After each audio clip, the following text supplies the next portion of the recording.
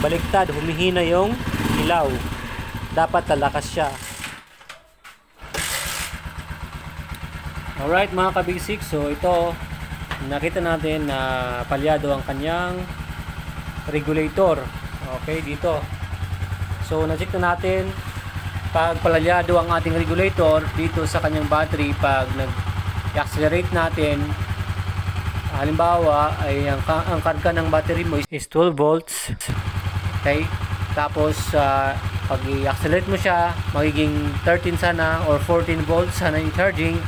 Baliktad ang nangyayari, nagiging 9 volts, naging 8 volts siya. So pababa, no? Pataas sana yung charging niya, naging pababa. Ibig sabihin yung charger ay may problema. Ito rin. Okay, ito yung kanyang mapansin natin, itong headlight niya. Yan. Okay, so yan, naka-on yung headlight niya, no? So low, high, low. So dapat pag accelerate natin, lalakas siya. Pero ang nangyayari, yan, yun, humihina. Baliktad, humihina yung ilaw. Dapat lalakas siya. Yun na yung sign na may problema yung ating rectifier regulator. Okay? Yan. So, kaya ganyan yung sinabi niya. Dapat lalakas, pero hihina. Kagaya din sa battery natin kanina, sinabi ko kanina, yung battery natin, hindi pataas yung charging na, pababa. Okay, yun ang sintomas ng sirang regulator. Okay, so ayan.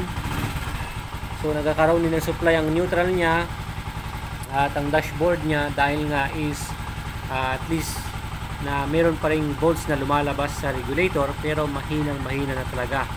Especially pag yung battery natin is hindi na rin na-charge or hindi na rin maayos yung battery natin.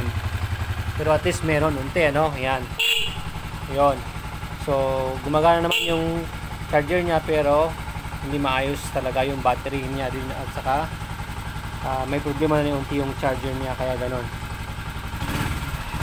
Napansin nyo yung neutral switch niya, oh. Diba?